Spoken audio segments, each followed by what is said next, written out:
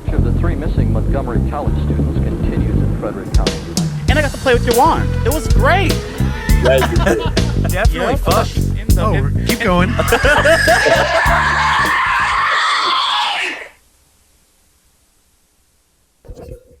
Hey guys, welcome to Footage Foreplay. How y'all doing? We're joined by the Horror Hippies. How you doing? Steve and I remember you, but who is this nice fine lady you brought on the show? I'm Erica Nelson, wife. Yeah. Oh, it's your wife? How you pull that? Damn, 2 seconds, dude. Okay. We get started. Welcome to Footage Foreplay, period. But tell us about you guys. Who are you and what y'all do? Yeah. Yeah. Why don't you go first? You're the guest celebrity. Yeah, so we have our own production company. We make low budget found footage movies so far.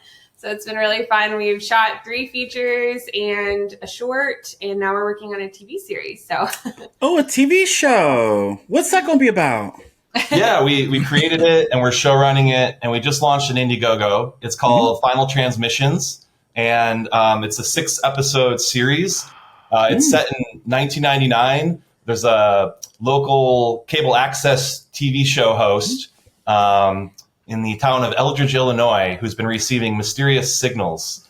And so every episode he's going to be hosting and presenting these signals. So it's kind of like the setup of something like Unsolved Mysteries or Beyond Belief. And then each episode is a segment, essentially like an anthology segment. And we got a ton of amazing talent, a lot of alums. Alex Hera. Alex. Hell yeah. We did. I'm on the show. yeah, And who else we got? I know you. I'm going to put you on the spot. a lot of incredible people. We have Lianne O'Shea and Aviv Rubenstein, who we met at Popcorn Fright. They made a movie called Lizzie Lazarus. Lizzie Lazarus, yeah. CFF showed that, I think last year? Yeah. Yeah. And then we have Nick Cotrufo, who did the McKinney Family Home Videos, which is really popular found footage. Very analog horror. Yeah. Analog. Yeah. You're killing it. Keep going. We have Sophia Cacciola and Michael J. Epstein as well. Hell yeah. They made, the Once and Future Smash, which is a mockumentary about a fictional slasher movie. Yeah. And then we have Evan Churchill and Thomas Pardo, who they're in Canada, and they did The Beholder. Oh, yeah. Love them, too. They've been on here, too. Met them at UF. And so I was like, after seeing Beholder, it was like, oh, we have to have you on board. Yeah. I love how many projects UF leads to, because that's what Evan was saying last time I was talking to him, is like, well, I was asking him if he was coming back this year, and he was like, hell yeah, dude, because I ended up meeting so many people that I have had work all year because of UF. So I'm hyped to come back. So I love that, because that's kind of, I don't know, that's how it was for me, finding the fest. It was I fell in love with it first before I started working with them. So I don't know, it's a special environment. Yeah, he's told me all about it. He really loved it. Oh, yeah. We had the best time, me and Anthony and Rebecca, when we were there. And I really wanted to go this year, but I think it was at the same time or similar time as Panic Fest. Mm-hmm. We were playing Panic Fest, so I went there. But I want to come back. Well, it looks like you might have something to come with, huh? Did y'all just meet? What? Because he didn't bring her along. I don't know. I'm learning. Yes, period. We've been together almost 6 years. We've been married almost 3. And, nice. Yeah, and you actually, y'all were amazing and showed the trailer for the first movie we shot, Honeymoon in Iceland, which has shot on our honeymoon in Iceland. Yeah. Oh, that was real, based on true events. Yeah. Okay. Just the 2 of us. It was kind of like our proof of concept to see if we could just do this. And were you cool with that? Whose idea was it to spend the honeymoon working? I know. I was kind of hesitant at first. I was like, I don't really want to do anything on my honeymoon except explore Iceland. But he made a good point. It was the production value. Incredible. And it was just a really fun thing for us to do. Instead of watching TV at night, we went out and filmed cool scenes, and we just got the stuff that we were already gonna hopefully get for our honeymoon video. And so not only did we get to film that, but through that experience, because there were times when I would genuinely scare her to get a good reaction from her. and hopefully beg for forgiveness later. But that's what led to some of the ideas in Old Wounds. Rad. Okay. Yeah. Is this something that are you still gonna are you working on Honeymoon in Iceland still, or was just what's the story there? What's the status there? Because I was fucking hyped when I saw that trailer it up.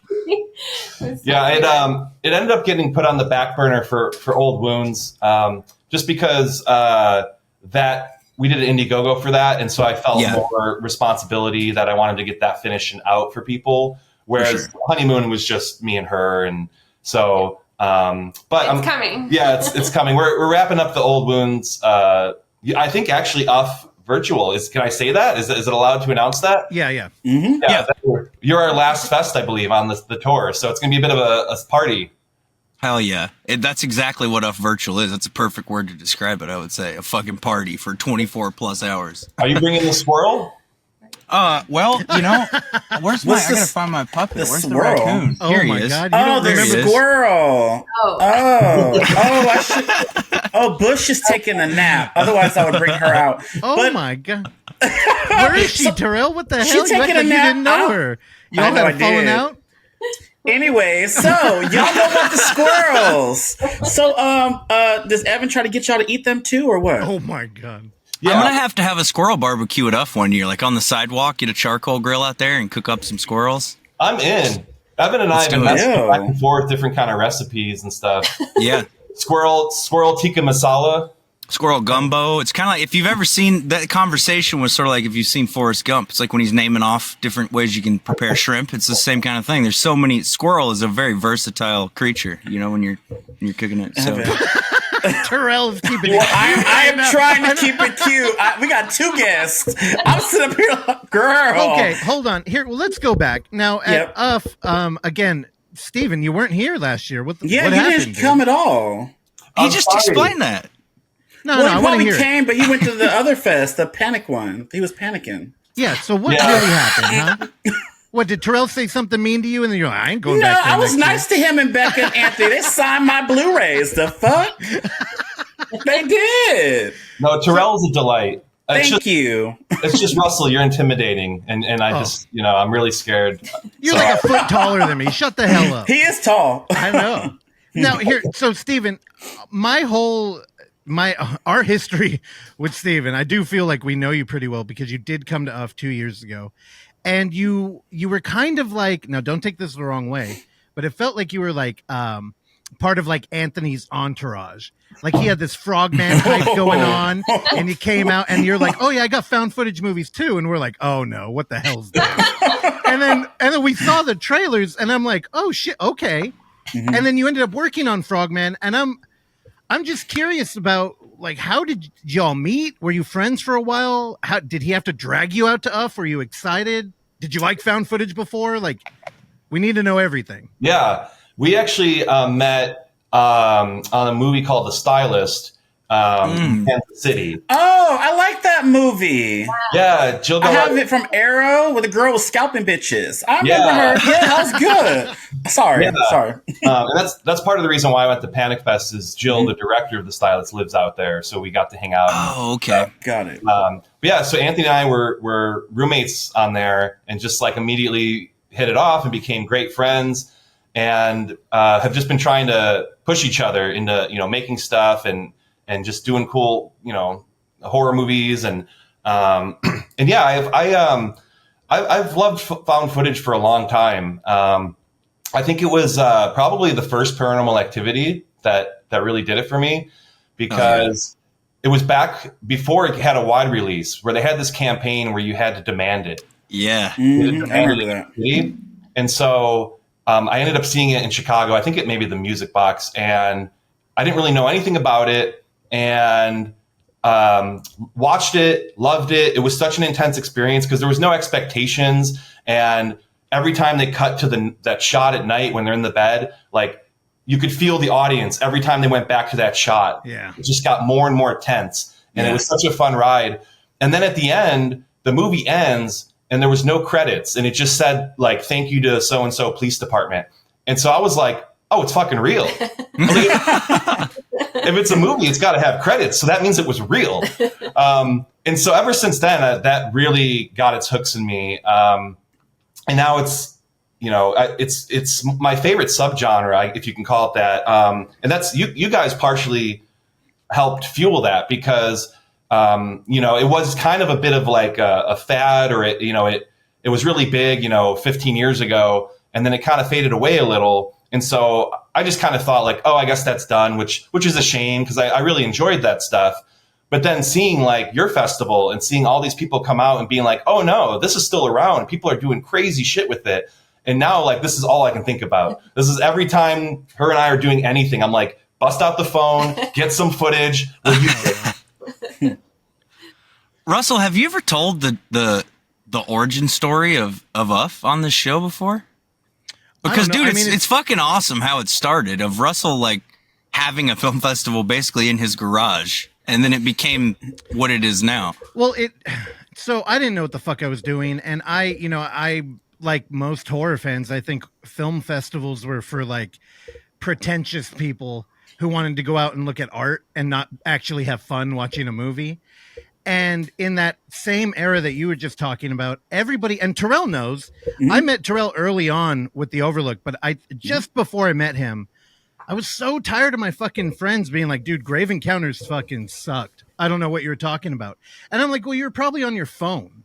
Yeah. Like, look at the damn movie. Like for real, like sit down and just pay attention, turn the volume up, like everything people used to say. And so I got tired of it and I went, you know what?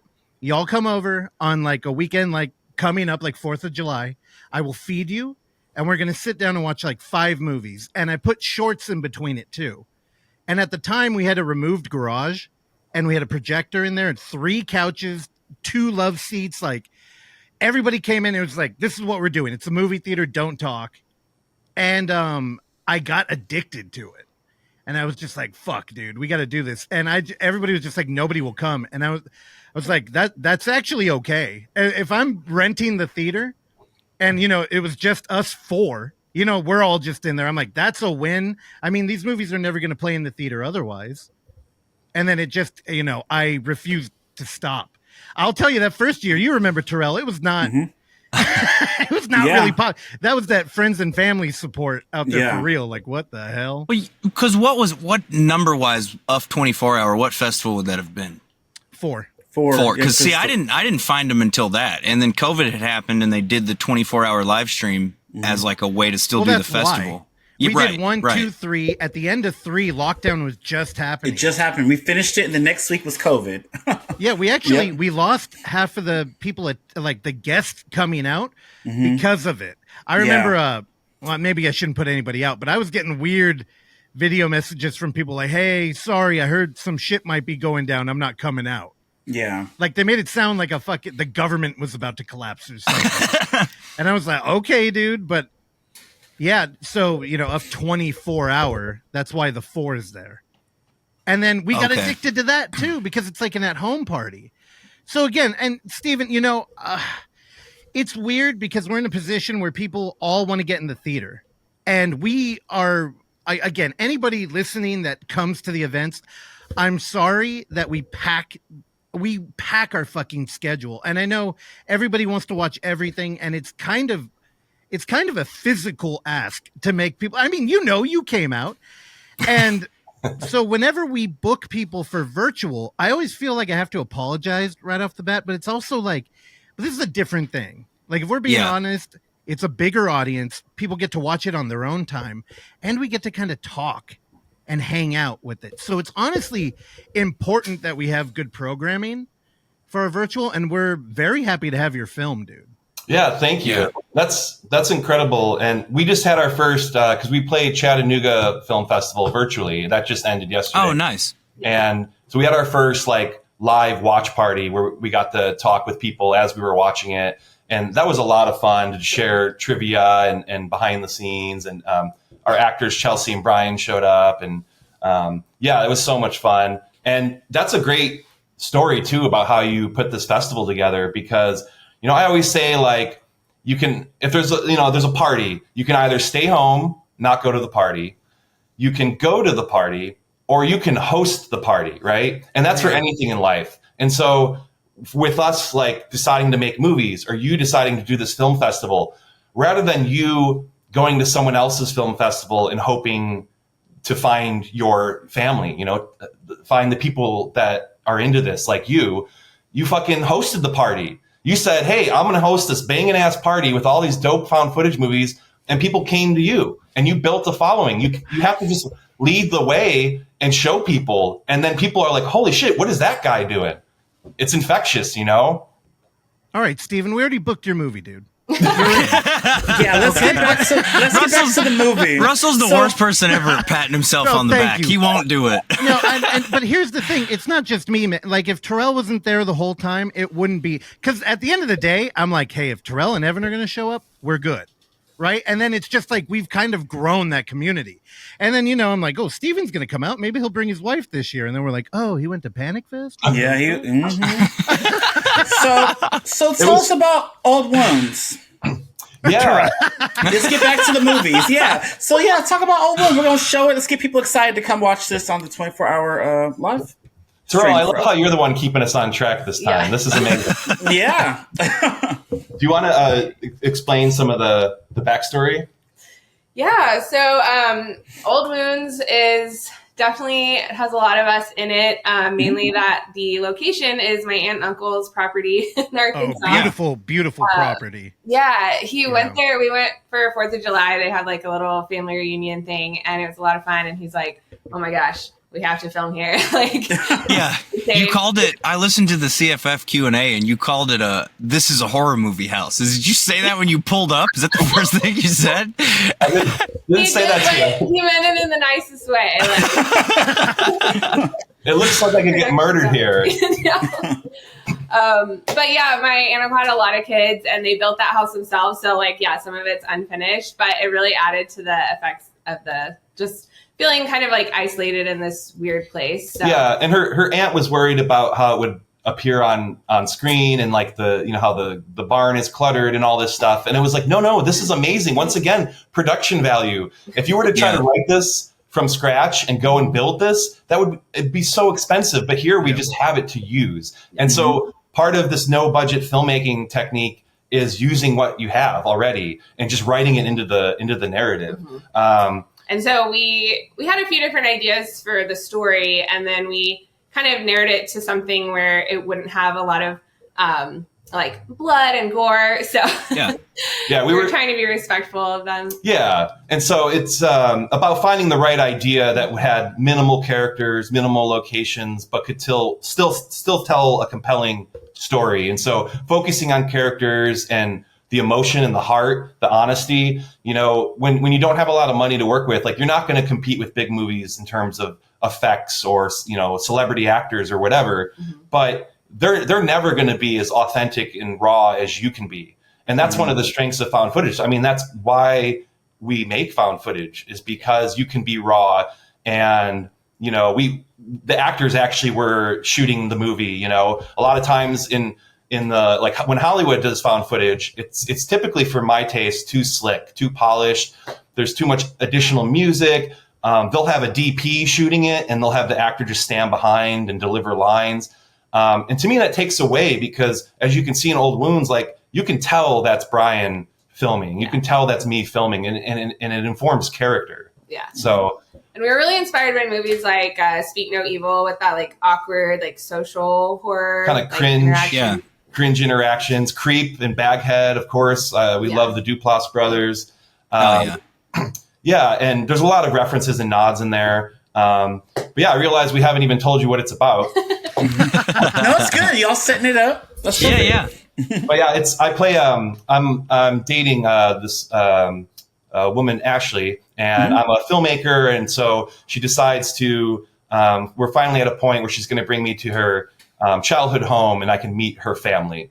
So that's the setup, and then ominous things happen along the way. Find out someone else is filming as well. Yeah, you guys kind of capture that sort of I don't know, where the movie's more about the people's interactions than it is about anything else, and I really love that, and I'm trying to capture that too with my movie. So I don't know. It's how'd you like the relationship thing and the coming home?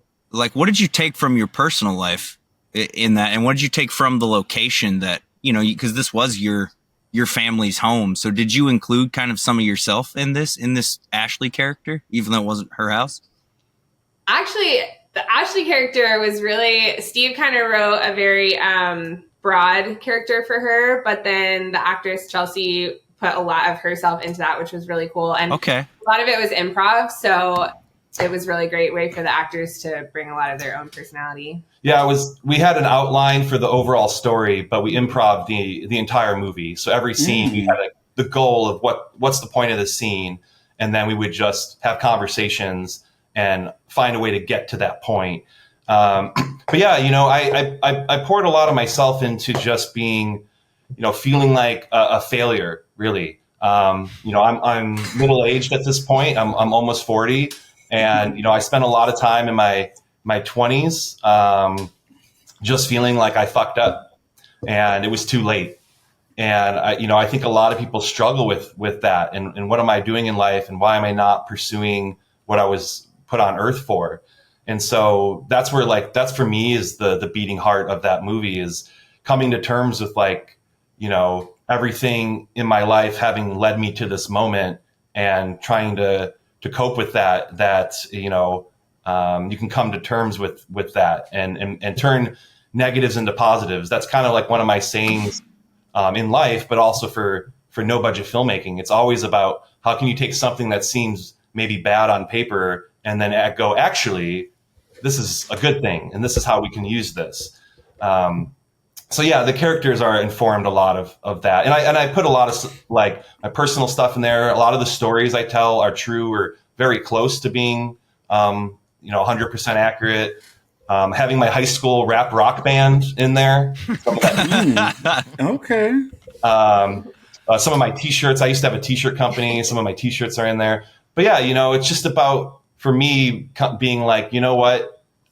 I'm not a failure, and it's never too late, and to just fucking go for it and use everything in life that's made you who you are. Sometimes you'll hear that when someone gets a big award, an Oscar or whatever, they're kind of like, I wouldn't change anything. All the struggles, all the pain, all the years of depression and everything. I wouldn't trade that, because it led me to Erica, and it led me to you guys. And I'm just so happy to be here and be making found footage movies and talking about them. So, hell yeah, dude. Hell yeah. So Erica, how come you're not on camera? Well, I am in the first movie, in the honeymoon movie. I'm not an actress. I don't really enjoy acting, but I hear you. But yeah, Chelsea, I think, really carries a lot of the movie, so I'm really happy that we got her. I almost cast Erica. He was like, do you want to be the lead? And I was like, nope. Hey, a reluctant lead can sometimes work, and I think you being in the honeymoon in Iceland movie is a perfect, because you're yourself there, right? So you didn't have to do much acting, probably. It's you. So, and that's what we did with Florida Man. It's like Russell and David Dawson, our friend. I think you met him maybe at UF when you were out there. Yeah. They were like, dude, going down there with no script what are you doing? But everybody was just being themselves. So I think it worked out. Why'd you make that face, Russell? What was that fucking face? Act like you didn't say that. You did say that before we shot. You got to stop doing drugs, dude. I don't know who the hell you've been talking to in that shed. But no, and also David Dawson is a dude who says he writes a script so that when the actors ask him if he has one, he can say yeah, because he doesn't use it. Right, which is why I told him, what are you talking about? That's what you do, dude. But he's like, no, I read a script. I'm like, how much of that script actually makes it to the movie? So I think going with an outline is, I don't know, you get a more authentic. No. Steven, you got all the right instincts here. Exactly. And, I'll tell you, in watching Old Wounds, you could feel it. Like the shit was real. It's always so mind-boggling when you get people in like an indie medium and they live in the Midwest and they're just shooting at home and then they're trying to emulate Hollywood. And it's like, dude, we're in an era right now where we are fucking bored with Hollywood. Yeah. That's why everything is fucking meta. Everything's trying to be different. And if it's not $100 million movie, the only way to break through is to do something interesting. And, Yeah. you know. I totally agree. And that was a big reason that we chose found footage, because I had been on dozens of sets, and they might even have a decent budget. They might have $80,000, $100,000, but they're trying to go too big. They're writing 20 locations and 70 characters, and like they're just like way in over their heads. And it's like, no, you have to like scale down. You have to be as minimal as possible, especially when you get started out, you know. Make things easy for you so you can set yourself up for success. So when I saw people struggling and failing with that, I was like, yeah, we got to figure out a way to make something with not a lot. Yeah. And then the risk is a lot lower too, so you feel less like pressure, I think. Yeah, that's true too, is because people, they take money and then there's an obligation to get that money back for their producers, for their investors.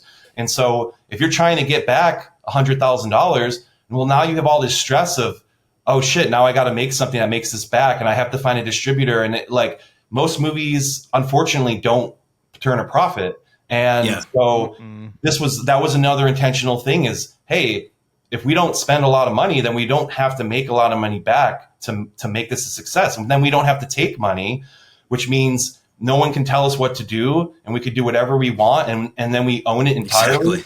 Yeah. Well, and a time thing too, right? Of if people have money tied up, you're like, you kind of feel the pressure to turn it around fast. But as you know, with like the honeymoon in Iceland, that product is probably better because you've had more time to fuck with it in post, more time to get the cuts right, more time to get the polish right, you know? So you kind of having that extra time probably makes a big difference too. Don't laugh at me, Russell. Also, Yeah, because he's referencing his own movie when he's saying this. I already know. He's thinking Florida Man the whole time. he's got a couple producers, and I'm like, oh, he's not worried about delivering this film. So No. Yeah, no comment. I was just... okay. So, Erica, in the honeymoon movie, I imagine you're on camera a lot. Was it uncomfortable for you? Like, did you eventually get into it, or... Were you like constantly aware? Yeah, so I really didn't want to be on camera like at all. So a lot of the scenes I'm filming, and I'm filming Steve. But then as we went on, I'm in a lot more of it. And yeah, I just kind of like got used to it after a while, and it was just the two of us. So it was just like, okay, we're just filming this like for our own little honeymoon video kind of thing. And actually, I was the one I think that struggled more, because it's one thing to act in someone else's movie, but to be filming it yourself, and you're also directing and improvising and stuff. I found it harder than I thought it was going to be. And especially like I kept wanting to, like, as soon as we were recording, there was a little switch in my brain that was like, oh, now you're on. Like, now you're yeah, I can see that. And so I would start making these like dumb jokes and stuff. And she's like, what are you doing? Just like, just be yourself.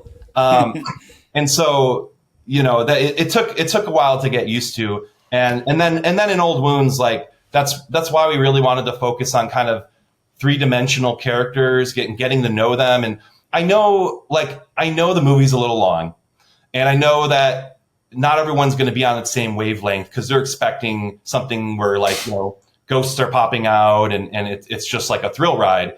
And we wanted to give you some of that. We wanted to play with the tropes. But really, to me, it's a drama the first time you watch it, and it's a comedy the second time you watch it. But yeah, you know, I wanted to focus on the conversations and making these feel like real people and wanting to hang out. That's like some of the best compliments we get is like, oh, I really like just hanging out with the couple at the beginning, or how people's perspectives shift during the movie. Oh, I thought one thing about a character, and then later on something happened and I changed my mind.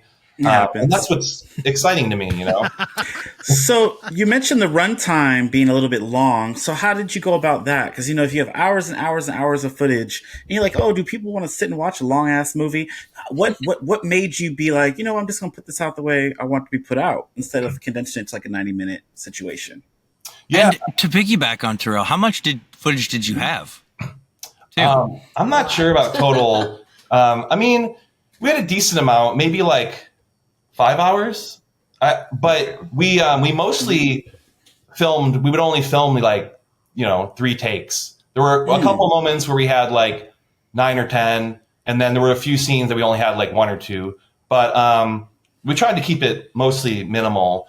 And then when I started editing, it was like I was starting to see, like, I was looking at the stuff we shot first, and I was being a little awkward, a little with the jokey stuff, and I was like, oh man, is this going to work? And then I was like, oh wait, I'm editing. I can remove all the bad stuff that doesn't work.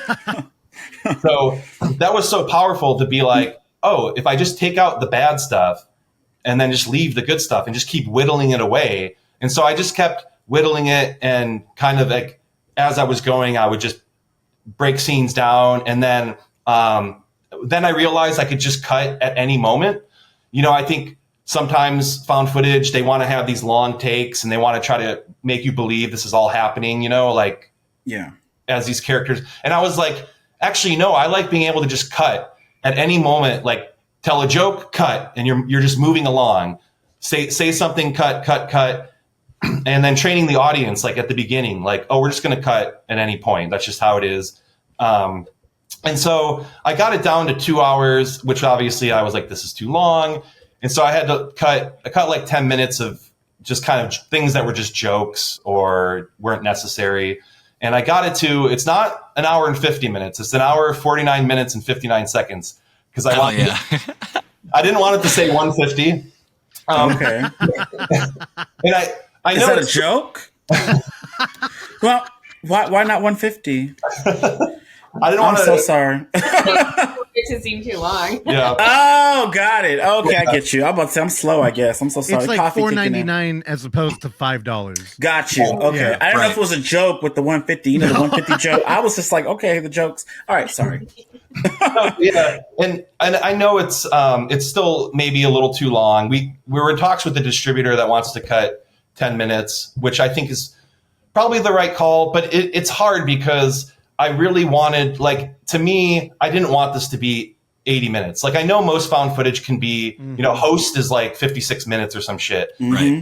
Frogman is 80 minutes. Like, I know that's the standard, but I think with an approach now, whether it's with Alex and their new movie or Robbie from the Outwaters and his new movie, to focus more on like the drama and like dynamics and relationships and characters. So I treated it more like a drama, and I wanted you, like, there's moments like I could cut out a minute, and because it's just Graham sitting there in front of the camera, right? And it's like, no, I want this here because I like the peek behind the curtain.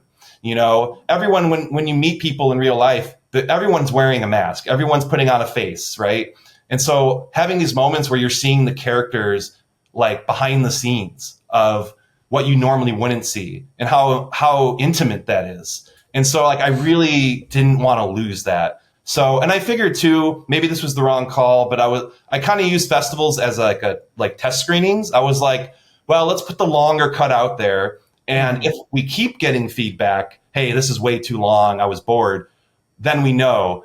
But honestly, most of the feedback we've gotten is like, great pacing, I didn't know it was that long, don't cut a frame. And so, trying to listen to people, but we've gotten mostly really positive feedback, which is surprising. I think people get what we were going for. So I think it's harder to program in fest a little bit because of runtime, but other than that, yeah. I'll tell you directly, we didn't show it in person because it was 2 hours.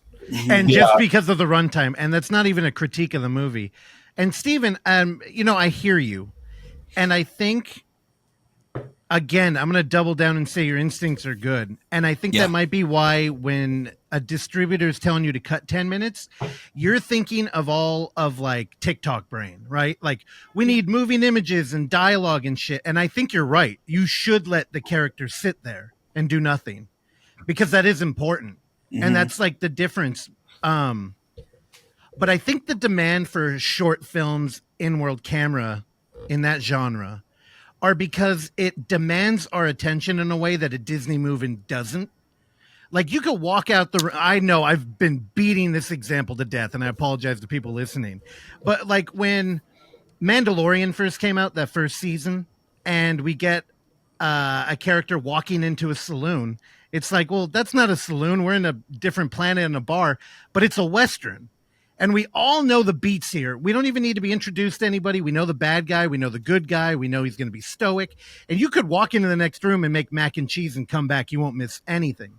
But in your film, we could have a character sitting there quietly on camera doing nothing, except he's doing everything. And this may be the one clue to the real intention of this character. Or the cameraman may be filming somebody that you wouldn't expect, right? And that's like insight into them. So I really think you might just want to look at like dialogue and be like, are we adding anything, or are we kind of like exploring similar ideas? I mean, it's tough when a distributor's coming to you and being like, hey, let's chop it down a little bit. Yeah. But I mean, you're talking to people who love, this is the conversation I've been having with Evan for months now. Yeah. Because his movie could be 3 hours long, or it could be a really tough, and I mean this, Evan, I understand. It could be an hour 20, and then you look at it, and I've looked at it on a timeline, and I'm like, I don't know how we could get there, but it demands a lot. I know. Spoiler alert, it probably ain't, but it could. Exactly. And, at the end of the day, I really do believe that the editor is what most people, when we think of films, we think of Jaws and Spielberg. With found footage, it's the editor. Because, like you said, if you had 5 hours of footage, like turning that into the movie, when you don't have a storyboard, it's really up to the editor to figure it out. Yeah. So I don't know, man. I mean, trust yourself. You got good instinct, and you got a supportive team. I mean, on your damn honeymoon, you're filming a movie. Well, we really appreciate that. And I'm trying to follow my instincts. Like the thing is, too, I'm trying to offer something that hasn't been offered before, and we have plenty of people running around the woods, running into a mental asylum, and ghosts are popping out, and it's getting bodied by a ghost or bodied by a demon. Yeah, and that's part of like what I was pushing back against is Old Wounds is a love letter to found footage, but it's also almost a satire in a way of it, because we're poking fun of the tropes. And I like throughout the movie, I don't even want you to know what subgenre you're in. Like, I don't like, is this a haunted house? Is this a serial killer? Is this a cryptid movie? Like, I wanted to throw these things at you and just take you on a ride, and you don't really know what's going on until the very end. And so it's hard too, like with character stuff, because it's like, yeah, we could cut out some dialogue, some jokes that maybe aren't necessary, but I feel like you're losing the kind of like hangout vibe of getting to know these people. And I'm just worried that if I cut that 10 minutes, it's just going to become a little more generic, a little like, you're going to know the people less. You lose some personality. Yeah. Then you know what? Fuck it, dude. You know what I mean? Because here's the thing. I think In-World Camera, Found Footage Horror, Screen Life, all of these movies, at some point in their inception, I'm sure all of their friends, all the homies they watch horror movies were with, they're like, why are you making that? Like, why are you making Host? Nobody wants to see a fucking Zoom horror movie. Like all of them. So it's an uphill battle. I mean, yeah. It's a wild ask, like how Evan was saying, not working with the script and stuff. It's a wild ask to tell, Brian Villalobos, who's a working professional actor. He's in a Pokemon show. He's in Destiny 2, the video game. And it's hard to be like, hey, dude, I know you don't know us. Meet us in the middle of the woods in Arkansas. We don't have a script. Fuck it. We're just making shit up. He's like, I'm glad I didn't get murdered. But I will say too, like there is no movie without this process that we've developed. Inspired by things like Blair Witch Project and Creep, because I think filmmakers tend to put up these obstacles in our own way of, oh, well, I need more money. I need better equipment. I need this and that and this person and that location. And they're not looking around at what they already have access to. Sorry, I lost my train of thought. Where was I going with that? Long COVID. Yeah, we got Where was I going with that? like using what you have. I think you were gonna segue into offering Terrell an acting job. Oh God! There we go. Because and I've mentioned it on the show before, and I know you listen, that I am Terrell's manager, and we're constantly looking. He's gonna have a new movie coming out where he plays an exterminator, and you're gonna wish you had him in yours. Yeah. So, I love that. I'm not Stay even joking. tuned. It was fun. It was a lot of fun. I can't Although wait. Terrell will not do well with "Come Out to the Woods." We don't have. A Oh no! Oh my God! Hot Mess Express. I remembered. It was basically being like, let's strip away everything you think you need. And I actually had conversations with my friends in the film industry about, hey, I want to make movies for under $20,000, and they would just laugh like, Yeah. what are you talking about? That's not possible. And I just went back to like, okay, I want to make something. I've always wanted to make something. Obviously, I haven't. So what can I do to finally achieve this goal? And it was like, oh, what did I used to do when I was a kid? We ran around with a camera. We made shit up with my friends. And so we're like, why don't we just do that? Yeah. So. And I saw him working on all these other people's movies too. And he's so many ideas, and he's just like so creative, and he just wanted that creative control. So it's been really fun to like see that manifest. Well, Eric, what are you into? Are you a horror fan? Yeah. So I'm a huge horror fan. What do you not like? Spiders. I don't. No. Oh, what? Found footage. Amen. Well, it's funny because when he first suggested doing found footage, I was like, I hate found footage because all I had seen was Cloverfield, and it was so shaky, and I just got sick, and I just wasn't a good experience. So I was like, I don't think so. But then, changed your mind. I had no idea this whole world, this underground, horror world existed even. So it's really fun to like find all this stuff and go to festivals. And I'm really into makeup. I'm excited to like learn more special effects and stuff and do that on our movies. So I've been dabbling in that. So spiders, is that what he used to scare you on your trip that he mentioned earlier? I would probably murder him if he did that. That'll be a good movie. So you did say that if the virtual is going to be the last festival that it's going to show at? Is that what you said earlier? Yeah, that's the plan. I think y'all are the last stop. So then what's next after that for Old Wounds? Got to reach back out to our distributor and see if that's actually happening or what, or if we're going to self-distribute. I want to do a mini tour. Like I want to go to maybe like 5 to 10 cities and just play it at theaters in person. And, I think I think theaters are more open to that right now. You've got movies like Hundreds of Beavers, which did incredibly well. You've got little movies, things like Skinamarink, which, made for $15,000 in Kyle's parents' house. And then it goes and makes $2 million at the box office. Like, I think theaters right now are like, yeah, fuck it. Let's throw whatever at the wall and see what people are interested in. So I think we want to do a little bit of that. And then we've got Final Transmissions, which we're raising money for right now. And that's been going really well since we launched. And so we're hoping to have everyone's episodes filmed by the end of the year. And then we'll have to film the wraparound stuff. And we also filmed a movie at a music festival. Well, like a Coachella? What y'all doing at the music festival? Yeah, last year at a music festival to be unnamed. Okay. A big major one. One. Shout out, unnamed. It's in Tennessee, and it was just canceled this year. Because y'all movie? What y'all do? we filmed last year, and so it was us two, and actually Anthony and Rebecca, and then our friend Joe Ochterbeck, who's an actor. He was in a movie called Vengeance: A Love Story with Nicolas Cage, and he's got scenes with Nicolas Cage, and Nick Cage shoots him in the head.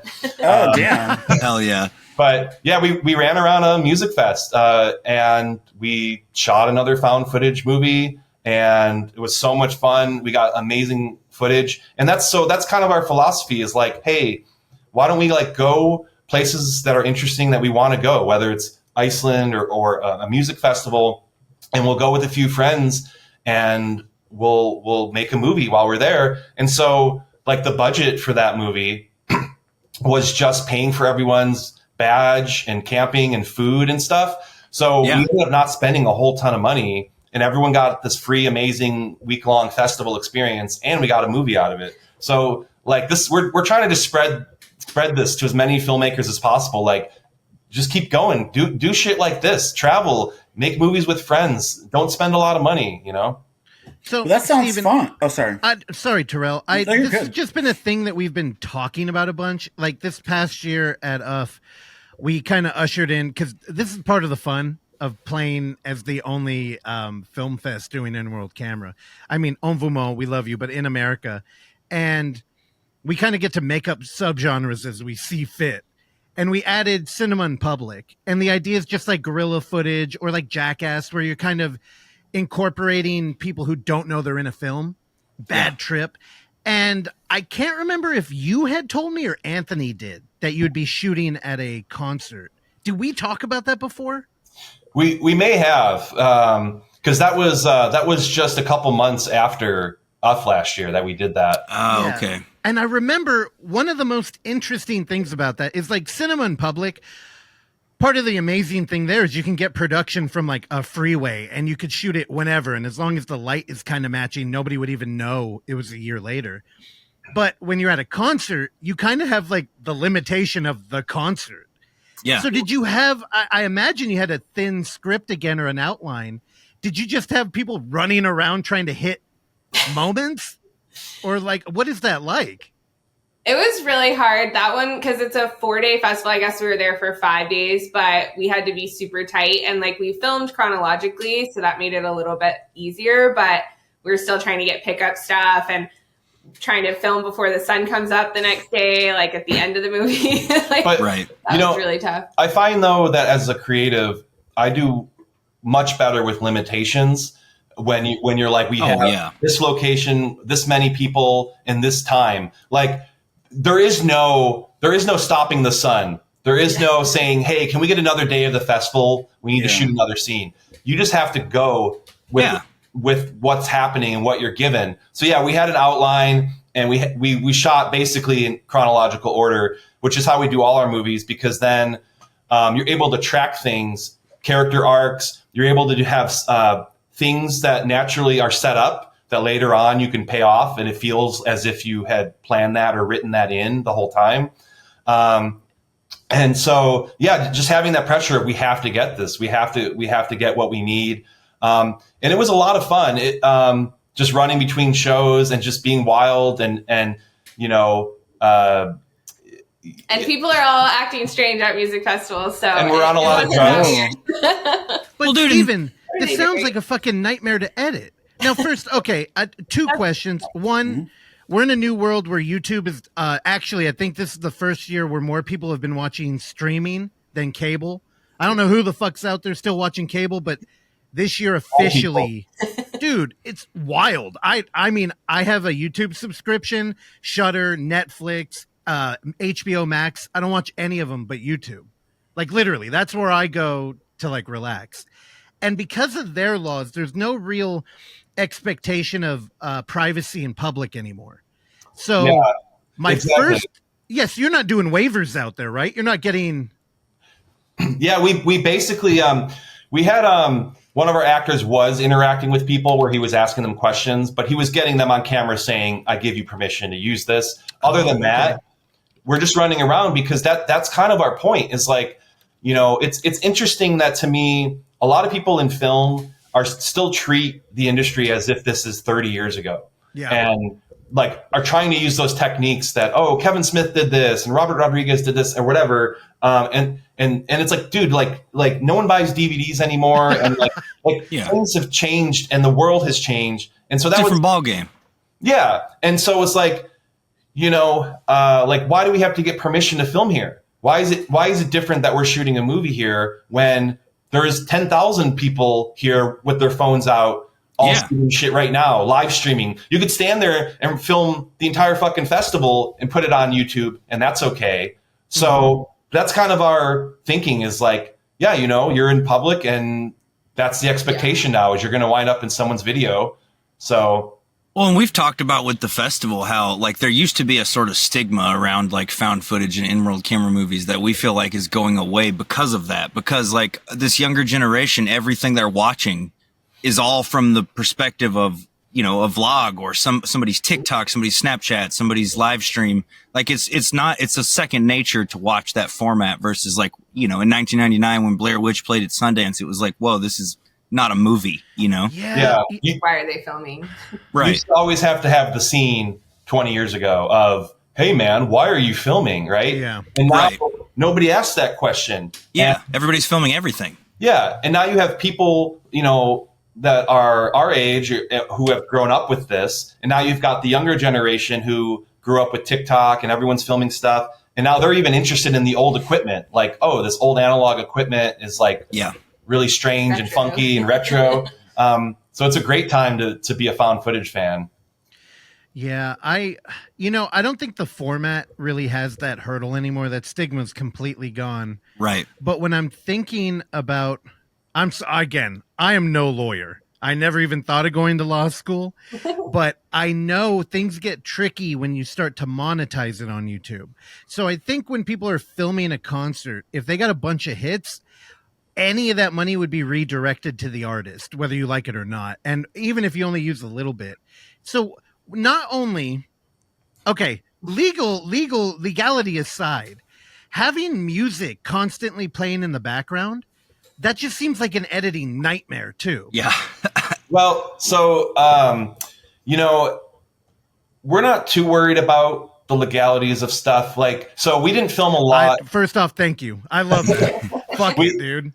We didn't film a lot of scenes near music because it's just too loud to hear dialogue and stuff anyway. Yeah. So most of the music you're going to hear is like way, way, way off in the distance, almost to the point of just being, you know, just like static noise, just like booming, it's diegetic noise. Anyway. Yeah. And we have people that are going to make music for it too, so that will be in there as like the music. Oh, right. Yeah. We'll edit in different music that we have rights to, but you know. It's like the that guy who shot the movie Escape from Tomorrow that he filmed in Disney. Yeah. Like Disney. Russ reviewed on the show. Yeah. Disney didn't come after him, you know? And we also live in a world now where I think it was the movie Blackberry from a year or two ago. Hell yeah, Matt Johnson. Yeah. They successfully argued for fair use. It was the first feature movie, just like on YouTube, where they were like, hey, all this stuff in our movie, we have Doom and Mortal Kombat and all these movies and posters and stuff. It's a nightmare. Hey, why don't we try fair use? And it worked. And so that's kind of, once again, it's like, this is a new world with new rules. And so we're kind of just like, you know, fair use, bitch. Hell yeah. Well, in any music too, you're talking about it's far enough away. Any music, no matter what genre, you get far enough away from it, it all starts to sound like Sonic Youth. You know, it's just noise in the background. So yeah, but you know, the fear is that you get a banger of a movie that everybody told you, oh, you can't do that, it won't work, and then people love it, and then you have fucking Papa Roach coming out of the woodworks being like, I can hear my shit back there. Give me a cut. Yeah, I was not there. I welcome it. You know, I mean, there's, you know, like the People's Joker had that whole ruffle, and you know, I think in the end it ended up benefiting them for getting more attention on their project and getting it out there. So I welcome it. Bring it on, Papa Roach. Popper. Streisand effect. So is this a horror movie or is this going to be a secret again? Yeah, it's a found footage horror movie. Hell yeah. Okay. And Erica, you in it? I am. Okay. Reluctantly, huh? Oh, you were on the drugs and the alcohol, so you were able to be on camera. Yeah. Okay, just checking. Nice. I'm excited for that one. So what's you guys still editing that one and all that good stuff? Yeah, that's gonna be a while till that's out. Yeah. We're you're busy on the show. Yeah, we're wrapping up Old Wounds and then getting the show funded. But yeah, and then when we're not doing that, you know, she's usually watching Love Island. No, and don't tell anyone. Oh, you be watching that stuff? I can't get into them crazy people. They're just pretty people. They don't really want love, do they? Oh. No, I tried to watch it, and then this season, I don't know. Some person went home and everyone was just all upset. I don't know. I feel like they're just there for, you know, exposure. Yeah, it's like turn your brain off. Yeah, it's been haunting me. That's what we go to sleep to. Love Island. Yeah. Okay. But there's a lot of kind of in-world found footage aspects to reality TV. So he wants to do like a reality TV horror movie. Oh, I would love that. What kind of reality? A love show or what? Naked and Afraid, if y'all are into that. Oh, okay. Oh, okay. A horror movie, which would be really cool. Yeah, I would love to do like Naked and Afraid and get the real people who actually do that show, and then just completely play it straight as if it's a normal Naked and Afraid, and then like halfway through start to throw fucking like cryptids and shit at them. Oh shit. Okay. Hey, if fun. you're really going to do a reality project, though, and first off, Erica, no shade. Like, reality is a huge part of in-world camera, and Terrell is a connoisseur. I love reality TV. Yeah. I watch all. It's just Love Island. I just can't get. Yeah.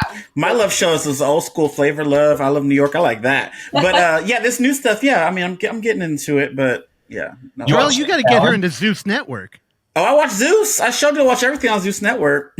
I like Big Brother. I like competition stuff. Oh, do you watch The Challenge? Yeah, The Challenge season, the 41's next month. Yeah. I'm ready. Period. Yes, I watch all that. Love Island people be going on that. Like I'm watching Destination X. There's a Love Island girl is on that one. She's doing pretty good. And Peter from Traders. I can't wait till they cut him, but I don't know. I like reality. My friend's really into all that, yeah. Yeah, so yeah. I know reality. That's all. I like watching that. Turn your mind off and just perfect. Yeah. Like horror movies. That's what that does for me. I like seeing their heads chopped off. Terrell gets very engaged with the reality. You jump online and you'd be like, "What was that, MILF Manor?" You're like, "These boys ain't straight." You found all their Instagram. But I clocked it. Half them boys were gay. That's why they were trying. No, I clocked it, didn't I? We watched it and I looked it up and I found out. Yeah, never mind. Anyways, we're getting off topic here. No, it's on brand. It's very it is. It's part of in-world, and the one that we never talk about is pro wrestling, but we don't have to go there. That is also in the umbrella. Yeah, absolutely. I digress. I'm not going down there. Yeah, we'll have to talk after the show because I got a pitch I'm working on that's reality TV based. That I think Russell and Terrell know about it, but you know about it. Yeah, you just don't remember because you don't care about the shit I do, but. What's funny, I don't remember either. So. I don't remember. I just remember we were talking about Survivor because I don't ever watch that shit, and I started to get into it, and you were watching. I love Survivor. Super fan of Survivor here. And then you were watching Celebrity Big Brother, and that's the only thing you never went in. Oh, you did mention something. That's why you were watching that. Yeah, don't give away my pitches on the show. But I remember a little bit now, Russell. Well, Steven, hey, if you're going to do a reality thing, Terrell's been dying to host a show. Yeah, there you go. It's not because I get a cut of any contract y'all make. But. Oh my god! I want to. I think Terrell could lead a movie. You think so? Yeah, for sure. Okay. Right off a cliff. Right off a cliff. Oh, you is crazy. I'm dead. I want to ask you guys. I saw a post earlier before we forget about it here. Final transmissions. You guys. You were talking about all the segments you're going to shoot, but you guys already shot yours, right? Because I saw a Facebook post where you guys were in a haunted hospital. Are you stalking them? No, I just saw this before the show. They can't spoil this. He posted it. They're in a haunted hospital, and you apparently shot your segment. So I want to hear about that. It was just you two? Haunted? Because it's all dead people. People die in there. They all haunted. Mm-hmm. Yeah, so long story short... we Final Transmissions actually started off as a movie, and we actually had a meeting with some folks, some filmmakers at UF last year. And over the course of the year, it kind of shifted and evolved, and we were talking with Found TV for a while about doing something, and so it ended up evolving into this series, and we ended up deciding to just go independent and just raise the money ourselves. And we actually, Erica and I went and shot our segment, which initially was for the movie. We shot that last October. And we found, go ahead. Yeah, I was going to say, we had 3 hours in this hospital. It was in the middle of the night. They bill it as like an actual haunted hospital, and it was the creepiest place I've ever been to. Oh my god, it was terrifying. Creepier than your auntie's house? What's that? I said creepier than your auntie's house. From earlier. And she doesn't do well with ghosts and stuff, but I was like, we got a movie to film. Tell that ghost he's got to wait. We got a scene to get. So yeah, they locked us alone in this hospital, and we had 3 hours, and so we knew what we were going to do, and it was just me and her, and it was like a crazy experience, and like the creepiest place I've ever been. I'm so happy with the footage. It's the same camera that we filmed Old Wounds and that Frogman was filmed on. Okay. And so it's we were going for Blair Witch Project meets Silent Hill. And so that's the kind of vibes of the segment. But we're really happy with how it turned out. And so being able to share some of those images with people it's been really cool. Yeah. Do you have like a date in the future for the show? So we're hoping that everyone's done with their episode by the end of the year. Yeah. And then we have to do the wraparound. So that'll be probably early next year. Yeah. So I would say done sometime in the spring next year. Yeah. Cool. Maybe we can have a little secret screening after party in your garage. Oh yeah, that'd be fun. Yeah. Hell yeah. Also, earlier you mentioned doing a tour for Old Wounds. If you all ever have anything you want to put in a theater, come out here. The Bay Area is always going to be your friend. That'd be awesome. Yeah, that would be amazing. Yeah. I got to take her out there. Yeah. I've always wanted Yeah. to. Evan, bring the shrooms. Hell Bring yeah. the shrooms. Don't give none to him. Yeah. This man right here don't need nothing. I had quite the Don't give it adventure to on some Evan. shrooms this year at UF. But yeah, we'll do it again, dude, when you come out. No, you Squirrels won't. and shrooms, dude. We literally We'll have a definitely rule. be He's not puking. allowed to have any psilocybin anymore. Hey, dude, I was crushing Q&As while I was coming up on that trip, dude. Then you went to you're go also- Ralph right after, girl. Yeah, I did. Period.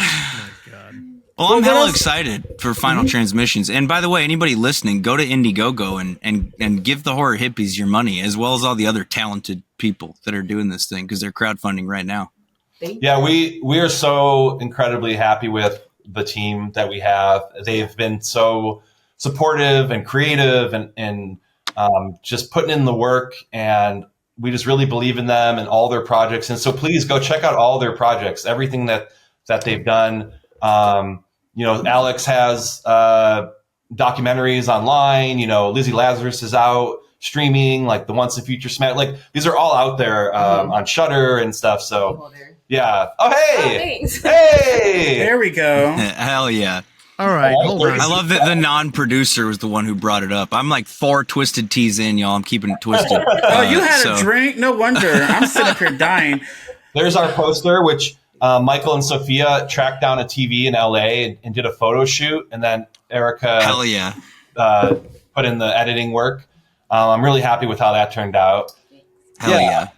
All right. Yeah, What we've kind got of a million perks. The perks for individual episodes. To get You can have your voice in an episode. yeah, or your name we've in got an exclusive episode. VHS tapes, storyboard prints. We're gonna have a Discord where we'll have all the kind of behind the scenes access. So yeah, it's we really poured ourselves into this, and Erica's been busting her butt to do this campaign and make all these graphics and. Yeah, it's just I'm just so happy it's out there, and we've got a full month now, and we have. When is this? Maybe we can tell you guys now. When is this going to go up? Do you think Thursday. Thursday? I think we can tell you that now. Then, Okay, so we're going to announce probably tomorrow or the next we have partnered with an artist called Trevor Henderson. Oh, Hell yeah. nice. And Oh, he's really? He's going to be doing artwork for the series. Nice. Oh, nice. Okay. Art. Yeah, absolutely. Like, can't believe that we're working with him because, I mean, his artwork is incredible and super influential. So really excited about that. Nah, Nice. fuck that. Trevor is such a nice Canadian boy. I back when I was doing the Overlook Hour, I think 10 years ago, we interviewed him, and he had 2,000 followers on Instagram. Oh, wow. So he did a couple of our first posters for us. Oh, He's such- wow. Okay. And for anybody listening, I know he's kind of blown up. He did. He's legit though. He did tarot, didn't he? Yep. Yeah, Yep. he did design for tarot. And Steven, test him. Go in there and start shooting him found footage trivia. and he'll get it. I was He'll- actually yeah. really shocked. I'm like, dude, Oh, he's dude. legit. Even though he's blowing up, he's still constantly posting found footage art. Even though he's doing all Yeah. this huge shit, he's always doing cool found footage art, and he's always logging found footage movies on Letterboxd. I'm gonna So test he's him on a Hera. fan. Hell yeah! Yeah, period. All right, y'all horror hippies. Thanks for coming on here. But before y'all go, I want to know where we can go look at all this, like your social medias, where we can find out more information for what's coming up. Yeah, plug away, plug everything. Yeah, we have. So we're the Horror Hippies. We have Instagram. It's the Horror Hippies, which is a podcast that we also do. We just had our biggest episode, which was Bring Her Back. So that was a great movie. Crazy ass yeah, shit. we really liked that. I'm Stephen Hugh Nelson. I'm on Instagram as Erica Blair. That's my middle name. And then Final Transmissions is our Instagram. We mostly just use Instagram. We're not on Twitter. I'll post on Facebook, but it's mostly just Instagram. And then the IndieGogo. And then all of our collaborators are in the usual social platforms too. We're trying to make a Final Transmissions TikTok, but we're not really good at We're TikTok. too old. I know. TikTok's tough to crack. That one's. I have one. I don't like promote it. I'm mostly on Instagram as well, so I totally get it. Yeah. I'll follow And it. listeners, check the description. All those links will be there. Go follow the Horror Hippies and give them your money on this IndieGogo right now. And let's make Final Transmissions the best. It feels like a shakedown. We're like, is I there know. right? Them twisted teas got him twisted. This is rare for Keep him. it twisted. Yeah, he don't be acting like. Anyways, you guys have been great. Y'all are very knowledgeable, and you need to put Erica on more stuff. So, girl, get on the camera. Period. You guys, you seem so shy and sweet. But I bet you have to. Never mind. All right, so you guys are great. Thank you guys for coming on to Footage you so Foreplay. So Yes. nice to meet y'all. We'll see y'all next time. Bye. Absolutely. Bye. Enjoyed Bye, it, y'all. Love y'all. Bye. Thanks for listening to Footage Foreplay. If you enjoy the show, please consider leaving a review, sharing it with a friend, or simply hitting like. These small gestures are a great free way to support this mayhem, and if you find some footage we should be fondling, email us at footageforeplay@gmail.com. Check back every Tuesday and Thursday for new episodes, and remember, don't skip the foreplay.